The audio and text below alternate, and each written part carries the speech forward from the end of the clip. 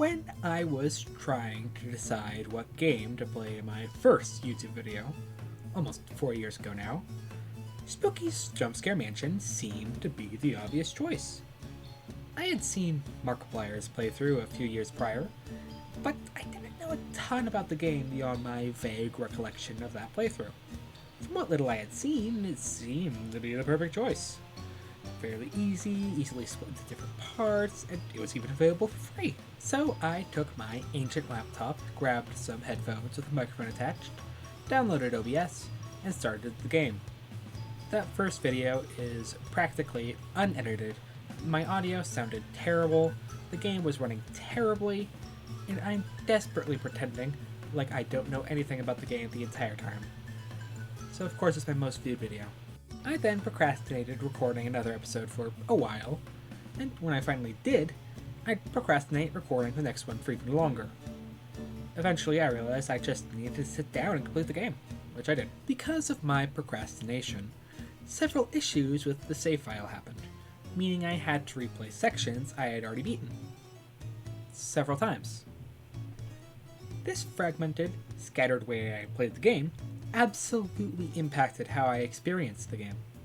Regardless, I still experienced the game that way, and will review it as such. So now, without further ado, here are my final thoughts on Spooky's Jumpscare Mansion.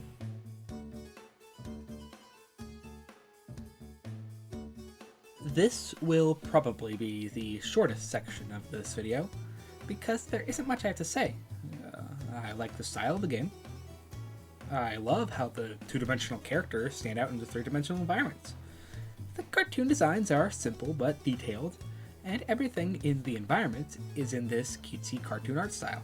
However, most of the specimens and their respective rooms have a more realistic, detailed appearance, which juxtaposes the cartoonish style rather nicely.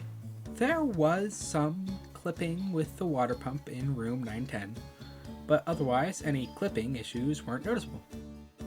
That's all I really have to say on this specific subject.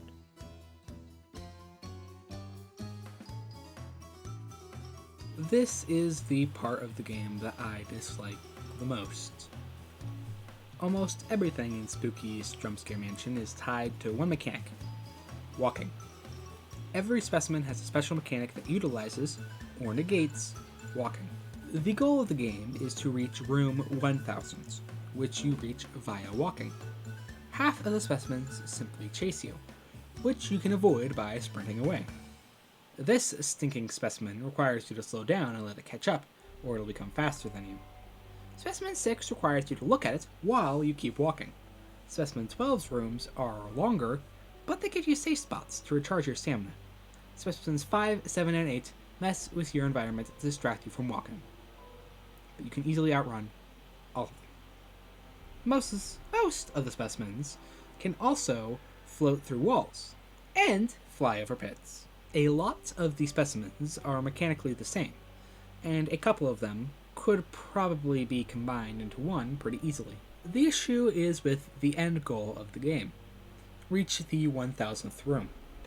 1000 is a very big number. Getting to the end without any specimens at all would still take a very long time, but adding the specimens increases this time exponentially. My playthrough of the second half of the game alone took over 3 hours. This is good, as it means you get a lot of playtime out of the game. However, this rather long playtime means that anytime anything stops you from walking, you are no longer progressing towards your goal, which can be frustrating. This is compounded by the game's best and worst feature: the randomly generated layout. Each time you go through a door, you will enter a different room, randomly plucked from the pre-made supply of rooms. There is a wide assortment of rooms available, but by the end of the game, there's a good chance you'll have seen all of them several times. While you might stop and examine each room the first time you see them, by the end, you're just trying to get through them as quickly as possible.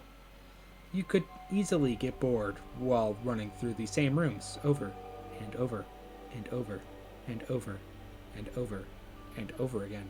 Some of the rooms are really good, like the spiraling pet room, where they force you to deal with the specimen and even make you take a hit if you're impatient. Each of these story/specimen rooms that you encounter at set points in the game are excellent as well, finely crafted with great details, puzzles, and are designed specifically for the specimen they are meant for. However, some, like the branching pit room, are absolutely terrible. In that specific room, there are 2 forks, each with 2 pathways. One of the pathways on both forks are dead ends. There is no way to tell if a specific direction is a dead end or not before you go down it. This can give a specimen chasing you a good chance to catch up, especially if it can just fly over the pits. Easily the worst room, however, is the branching hallway room. Although being much shorter than the pit one, it's even more devastating.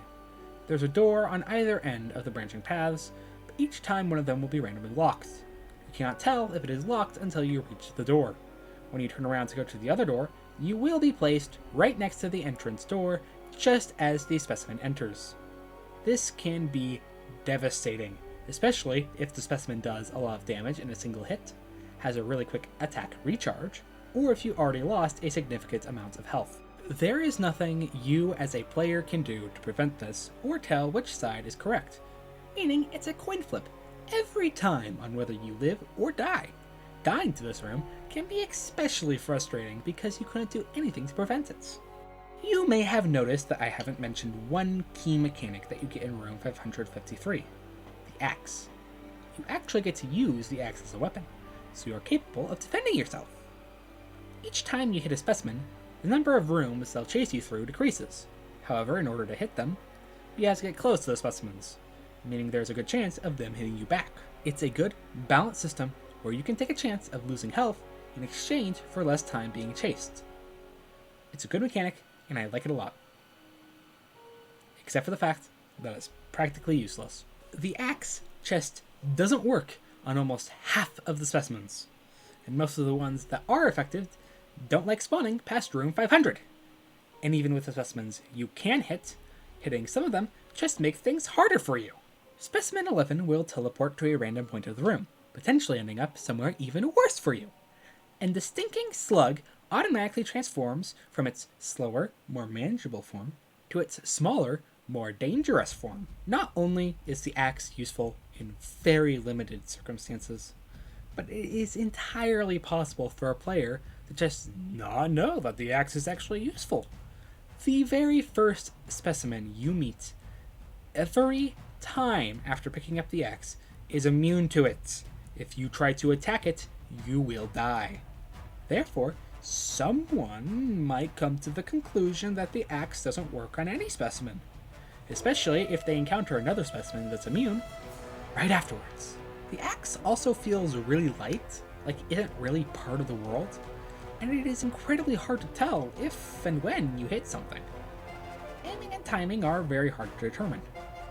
Small tip for anyone trying to figure it out, I'm pretty sure the axe actually hits at the beginning of the swing, not the middle or the end. All of this, however, is besides the point, because the main, big issue with this axe is that in order to get the good ending, you are heavily discouraged from using the axe at all.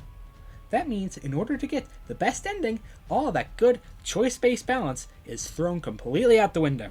Therefore, the only thing you can do is walk. That is your only defense. Something the game does very well is causing dread.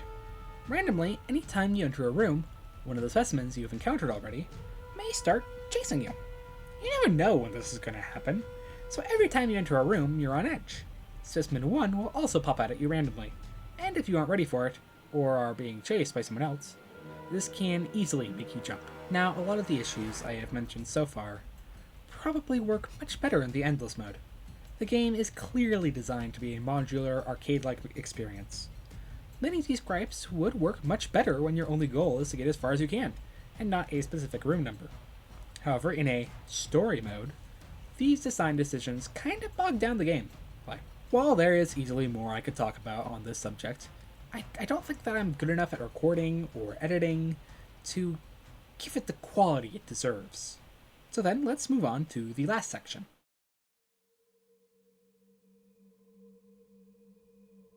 One of the most important things about games is their stories. Fortunately, Spooky's Jumpscare Mansion has an excellent story. You play as an urban explorer, who has broken into a large mansion where strange happenings have supposedly been happening. Upon entering, you meet Spooky, a real ghost, who challenges you to reach the end of her mansion before floating away. As you explore the mansion, you begin noticing strange things. Windows that aren't looking at anything, hallways that loop around themselves, rooms that seem to change as you leave them. You begin to find notes, revealing that you weren't the first person to find this place, and none of them have lived to tell the tale. You also begin to discover strange rooms that shouldn't fit in the mansion, or don't make sense. An abandoned laboratory, a strange forest, a fast food restaurant, and each have their own stories and mysteries. Strange monsters soon start chasing you, each seemingly having been documented in a mysterious CAT-DOS computer rating their effectiveness on how many people they kill. Towards the end of the mansion, you learn that Spooky has been behind everything the entire time, and has been trying to create an army of ghosts to take over the world. The ending changes depending on how you play the rest of the game. The story of Spooky's Jumpscare mansion is fascinating, and it makes the player ask questions. Why is this here? Why is that here? Why is he here? Easily the best written parts of the plot are the individual specimens' stories. Each is mysterious, and to piece their stories together you need to combine environmental clues, notes, and the representative CAT-DOS entries. These segments do an excellent job at giving the player an understanding of the specimen, while remaining short enough not to detract from the rest of the story. The main story, on the other hand, is a little weak. Don't get me wrong, it's still great, but it isn't as tightly put together as the individual stories. We only get very vague hints as to who we, as the player, are. The house isn't explained super well, and it really just feels like a medium for the smaller stories to exist in. The only thing we actually learn about our titular antagonist is in a secret cutscene, where you learn that Spooky scared the wrong person, perhaps a veteran with PTSD, and she was shot. This information in this cutscene is incredibly vague and leaves a lot to the player to deduce without giving them a good reason to do so.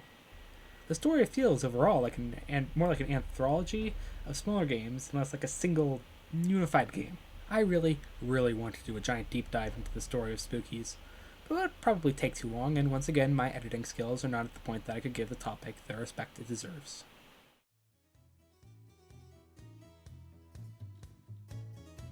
Spooky's Jumpscare Mansion is a fun game. It has its pros and its cons, but it is overall a very good experience. You get a lot of gameplay, story, and enjoyment for free. I would highly recommend checking it out on Steam. I know about the 2 DLCs and Endless Mode, and I'll probably play them at some point. I don't really remember anything from Mark's playthrough of Calamari Hospital or Endless Mode, and I've been purposely avoiding spoilers for the Dollhouse. Maybe I'll even try the HD renovation at some point. But for now, I'm a little burnt out from Spookies. I'll have some videos on different games ready soon, so be moderately excited for those. Until then, I've been Rick and Child, A113 someone, and this has been Spooky's Jumpscare Mansion. See you in the next one. Bye!